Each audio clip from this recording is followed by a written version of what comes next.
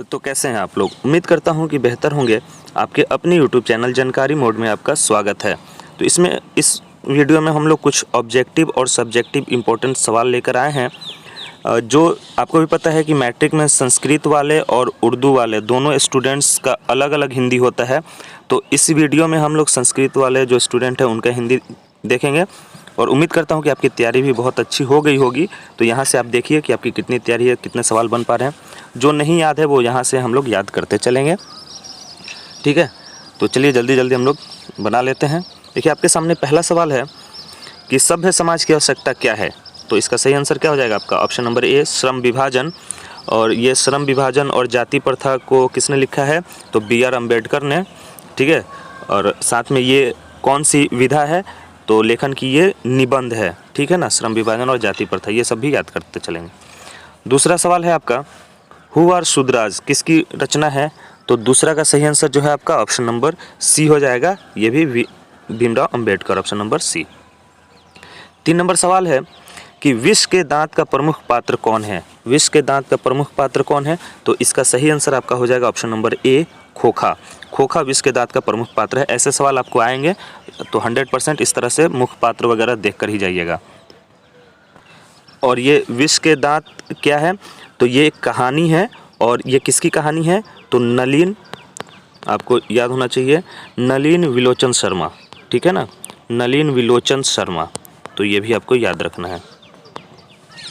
चलिए 4 नंबर सवाल है सच्चा भारत कहाँ बसता है। तो ये तो बहुत आसान सवाल है। सच्चा भारत कहाँ बसता है, आपका ऑप्शन नंबर ए सही हो जाएगा, गाँवों में बसता है। और ये सच्चा भारत कहाँ बसता है, ये क्या है, ये भारत माता से है, ठीक है। 5 नंबर सवाल है भारत से हम क्या सीखें गद्य की कौन सी विधा है। तो भारत से हम क्या सीखें ये कौन सी विधा है, तो आपका ऑप्शन नंबर ए सही हो जाएगा, ये भाषण है। और भारत से हम क्या सीखें ये किसने लिखा है, तो ये लिखा है आपका मैक्स मुलर ने। ये भी आपको याद रखना है, मैक्स मुलर, ठीक है। तो हम लोग एक सवाल के साथ कई सारे सवाल करते चलेंगे। मैक्स मुलर के पिता कौन है, तो मैक्स मुलर के पिता जो हैं वो विल्हेल्म मुलर हैं, ऑप्शन नंबर आपका बी सही हो जाएगा।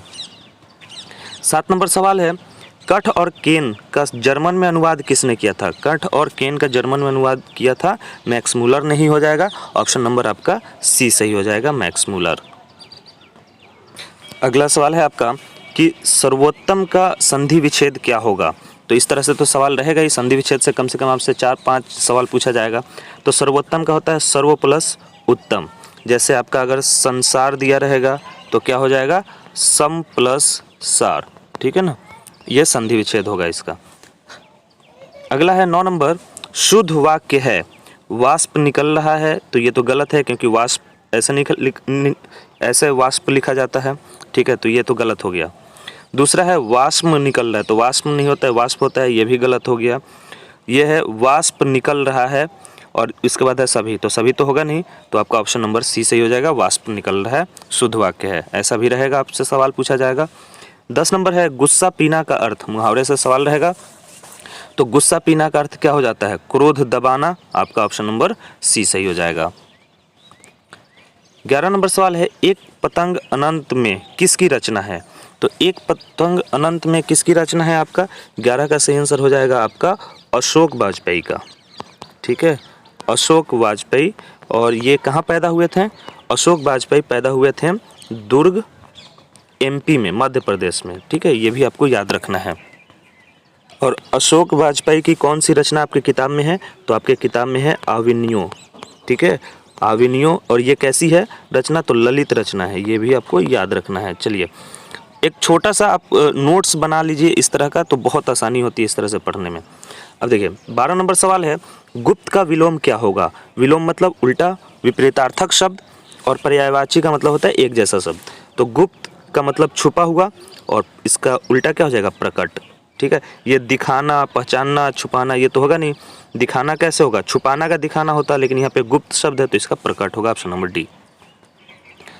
13 नंबर सवाल है पर्वत का पर्यायवाची शब्द बताइए। पर्यायवाची मतलब जो एक अर्थ वाले मतलब होते हैं।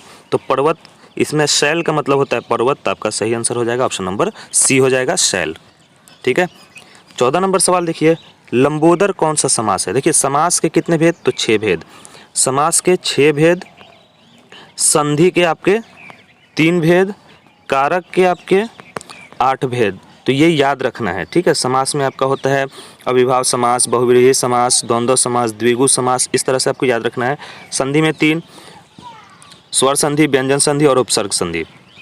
कारक के 8 भेद, ठीक है। कर्ता कारक, कर्म कारक, करण कारक, इस तरह से बहुत है। अपदान, संप्रदान, संबोधन, 8 कारक हैं।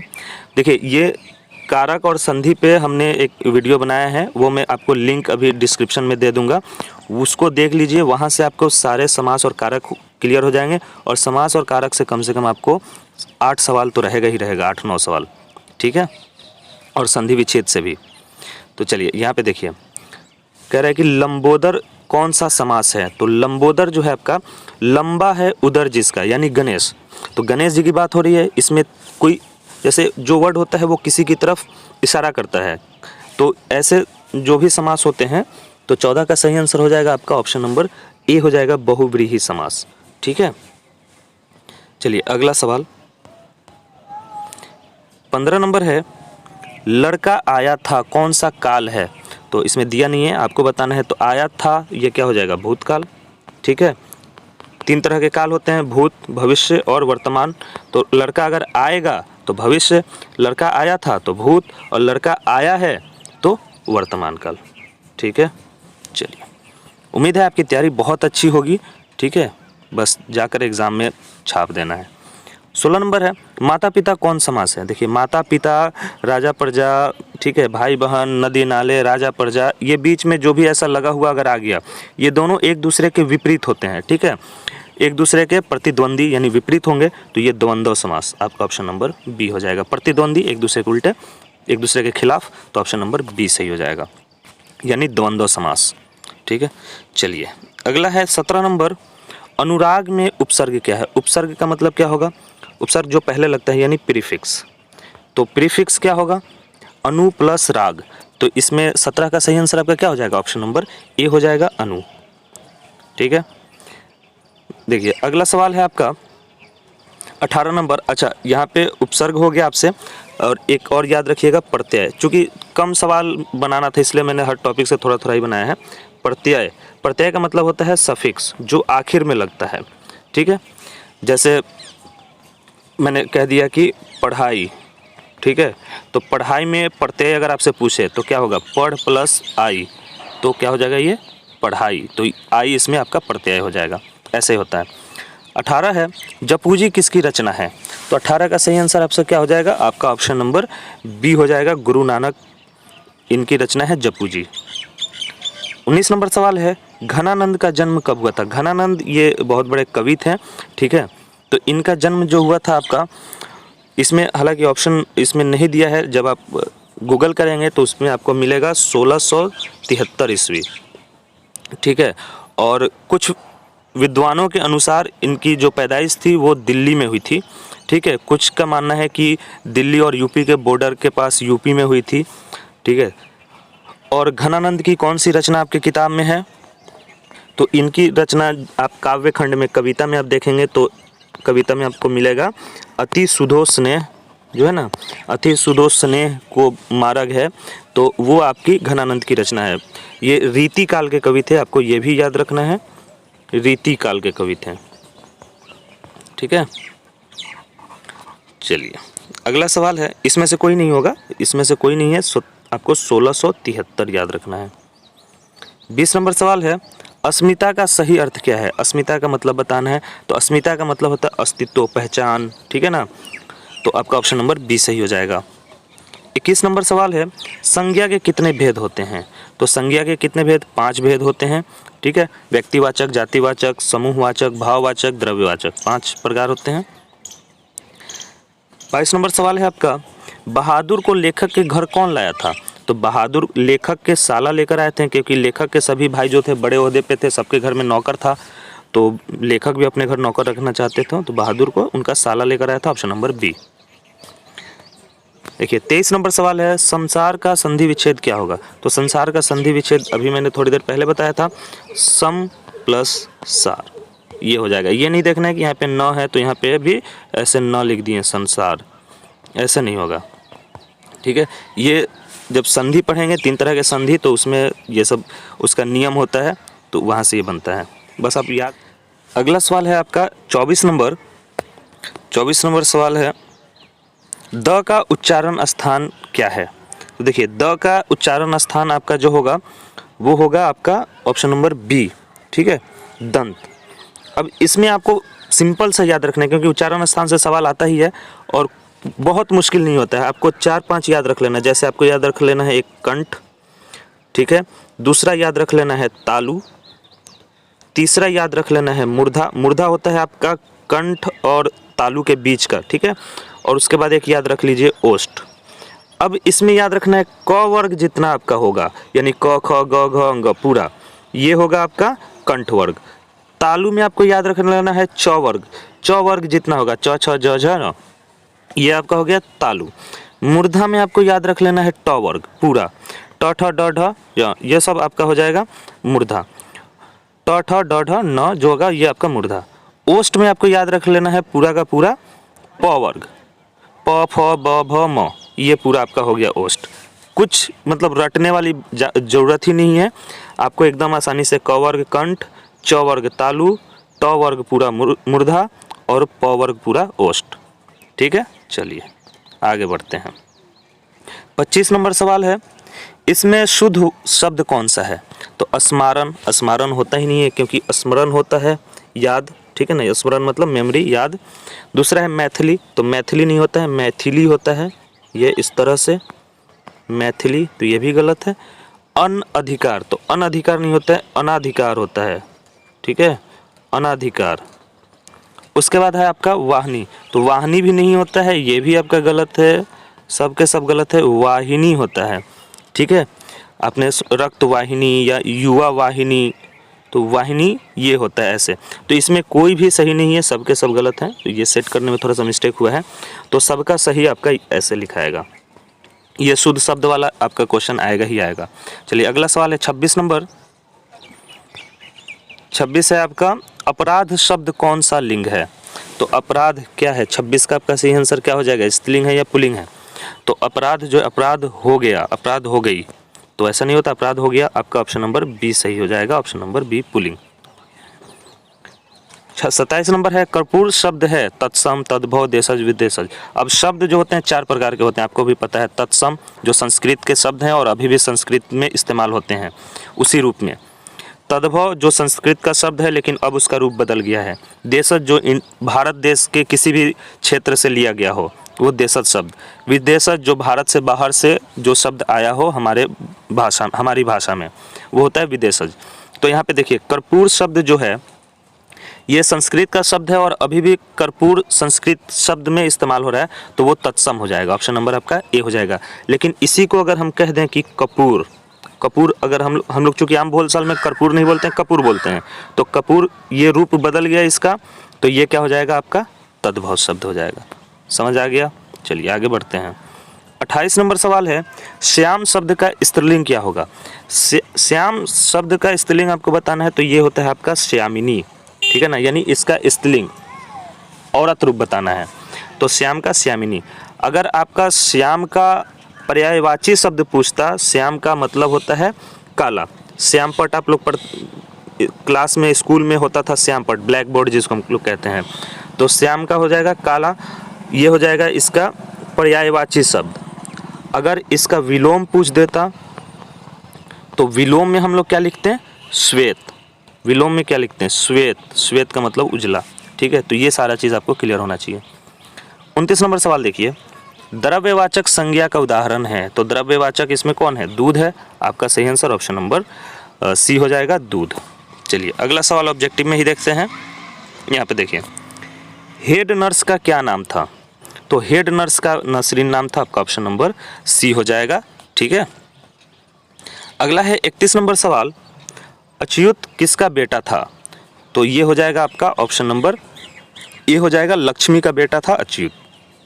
उम्मीद है कि आपको सारे सवाल अच्छे से समझ में आ रहा है, ठीक है। देखते चलिए। 32 नंबर सवाल है, मगम्बा को किससे विवाद था? तो मगम्बा को किससे विवाद था? ये बहू से उसको विवाद था, आपका ऑप्शन नंबर बी सही हो जाएगा। 33 नंबर सवाल देखिए, घड़ी संज्ञा की प्रकार है। घड़ी कौन सी संज्ञा की प्रकार है? भाववाचक, जातिवाचक, व्यक्तिवाचक या सभी? तो घड़ी कहने से क्या पता चल रहा है? दुनिया की तमाम घड़ी, सभी, पूरी जाति का बोध है। तो आपका ऑप्शन नंबर बी सही हो जाएगा, जातिवाचक। 34 नंबर सवाल है, सब धन कौन विशेषण है? तो सब धन जो है वो आपका पूरा धन, तो ये आपका ऑप्शन नंबर बी परिमाण बोधक हो जाएगा। ठीक है। 35 नंबर सवाल है, एक आंख से देखना मुहावरे का क्या अर्थ है? तो एक आंख से देखना का मतलब होता है बराबर देखना, सबको एक जैसा मानना। आपका ऑप्शन नंबर डी सही हो जाएगा। ठीक है। कुछ सवाल और भी होते हैं, जैसे मैं आपको बता देता हूं। जैसे यहाँ पे देखिए, बैठक शब्द में प्रत्यय क्या है? तो बैठ प्लस अक, इसमें आपका अक हो जाएगा, ऑप्शन नंबर सी हो जाएगा। चिड़िया का पर्यायवाची शब्द, तो चिड़िया का पर्यायवाची शब्द क्या होगा? पक्षी, आपका ऑप्शन नंबर बी हो जाएगा। देखिए इसमें बहुत है, मैना है, वृक्ष है, मोर है, लेकिन चिड़िया आपका तो पूरी चिड़िया, तो पूरे पक्षी, ऑप्शन नंबर बी। 9 नंबर देखिए, मतलब ये हम अब दूसरे सवाल से निकाल के आपको, सिर्फ ये जो उर्दू वाले स्टूडेंट हैं उनका ये हिंदी है, उसमें से मैं ग्रामर आपको बता देता हूँ कुछ। आशा का विलोम शब्द, तो आशा का विलोम क्या हो जाएगा? निराशा, ऑप्शन नंबर बी। ऐसे ही 10 नंबर सवाल देखिए, आजन्म कौन सा समास है?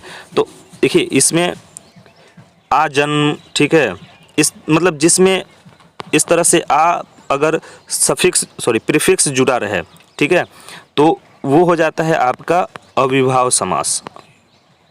अविभाव समास इस तरह से कुछ होता है, तो वो इसमें ऑप्शन में नहीं है, तो आपका अविवाह समास हो जाएगा, इसमें ऑप्शन नहीं है। ठीक है।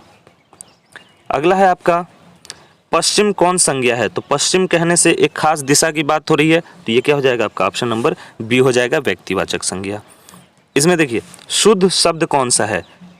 आवश्यक, स्कूल, जयशंकर या सभी या एक से अधिक? ये थोड़ा सा ऐसा लिख दिया गया, तो देखिए स्कूल तो गलत है क्योंकि कु इधर से होना चाहिए। जयशंकर, तो यहाँ पे स गलत लिखा हुआ है। आवश्यक सही है, तो आपका ऑप्शन नंबर ए सही हो जाएगा। एक और सवाल देख लीजिए, 13 नंबर, नयन का संधि विच्छेद क्या होता है? तो नयन का संधि विच्छेद हो जाएगा आपका ने प्लस अन, ऑप्शन नंबर ए हो जाएगा।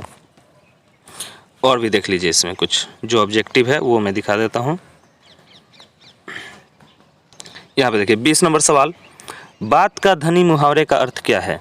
तो बात का धनी का देखिए, इसमें बातुनी होना, बेमतलब की बात करना, वादे का पक्का होना या बात करने में निपुण होना। तो बात का धनी होना ये होता है आपका वादे का पक्का होना, ऑप्शन नंबर आपका सी हो जाएगा। ठीक है, बहुत बात का धनी आदमी है, मतलब वादे का पक्का है।